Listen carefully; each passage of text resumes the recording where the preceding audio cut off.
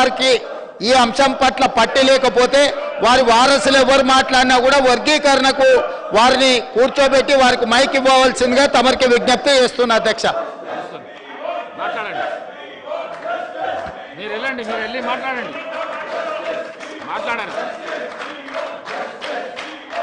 హరీష్ రావు గారు బొమ్మనండి సార్, వాళ్ళకే మాట్లాడతారు, మీరే మాట్లాడాలి. మాట్లాడడానికి అవకాశం ఇస్తున్నారు, మాట్లాడడానికి అవకాశం ఇస్తున్నారు. మాట్లాడమంటున్నావు కదా. లీడర్ ఆఫ్ ద హౌస్ స్పష్టంగా చెప్పడం జరిగింది, వారికి మాట్లాడటానికి వర్గీకరణకు సంబంధించి మాట్లాడమంటే కూడా మాట్లాడకుండా ఎట్లా అధ్యక్ష? మాట్లాడమంటే మాట్లాడరు. ఈరోజు వారు మాట్లాడమని చెప్తా ఉన్న సందర్భంలో ఎస్సీ వర్గీకరణ గురించి మాట్లాడు అంటే మాట్లాడతలేరు. ఏంది అధ్యక్ష? ఇప్పుడే ముఖ్యమంత్రి గారు చెప్పారు వర్గీకరణకు సంబంధించి ఆ అంశంపై మాట్లాడమంటే ఎట్లా అధ్యక్ష? ఇస్తామంటున్నారు కదా, ఇస్తారు, ఇప్పుడు ఇస్తారు. స్పీకర్ సార్ ఇస్తారు, ఇప్పుడు ఇస్తారు. ప్రశాంత్ రెడ్డి గారు ఇప్పుడు ఇస్తారు. అన్నా శ్రీనివాస్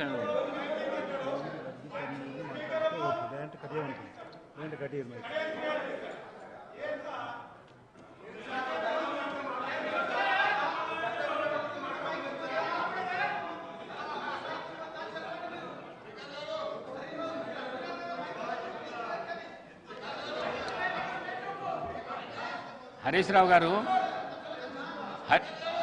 రావు గారు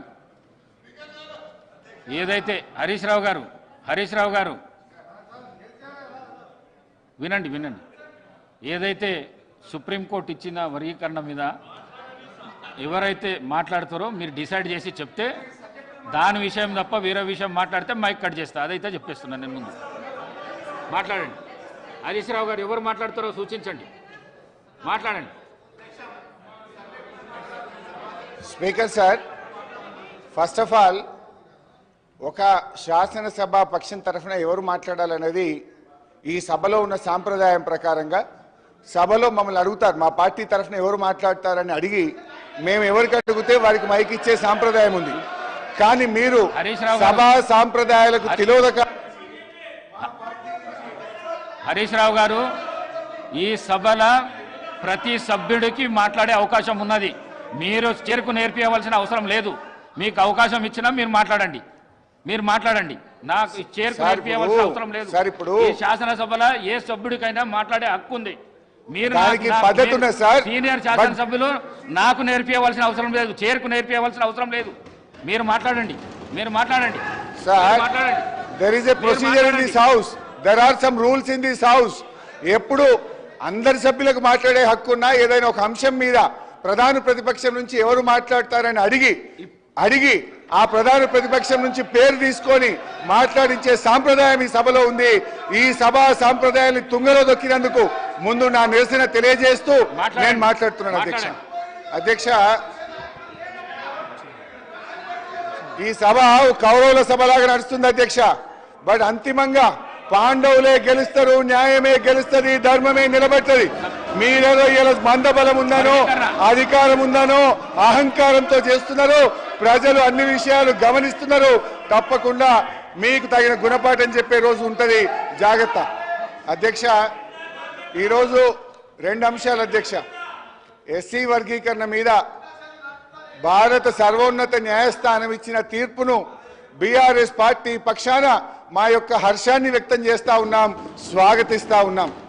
అధ్యక్ష, ఈ యొక్క వర్గీకరణ మీద మా ప్రభుత్వం ఏర్పడిన వెంటనే సభానాయకుడిగా కేసీఆర్ గారు 29 నవంబర్ 2014లో ఈ ఎస్సీ వర్గీకరణ వెంటనే చేయాలని ఆనాడు మా సభానాయకుడిగా కేసీఆర్ గారు ఈ సభలో తీర్మానాన్ని ప్రవేశపెట్టి కేంద్ర ప్రభుత్వానికి ఏకగ్రీవంగా ఈ వర్గీకరణ చేపట్టాలని చెప్పిన పార్టీ మా బీఆర్ఎస్ పార్టీ.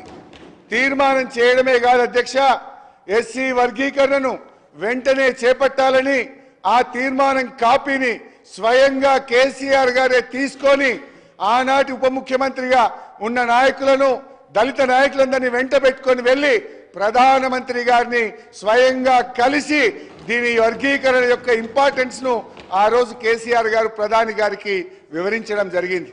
ప్రధానమంత్రి గారు ఆ రోజు కూడా చాలా స్పష్టంగా ఇది న్యాయమైన డిమాండ్ అని, దీన్ని తప్పకుండా పరిష్కరిస్తామని ప్రధానమంత్రి గారు కూడా ఆ రోజు సానుకూలంగా స్పందించారు అధ్యక్ష.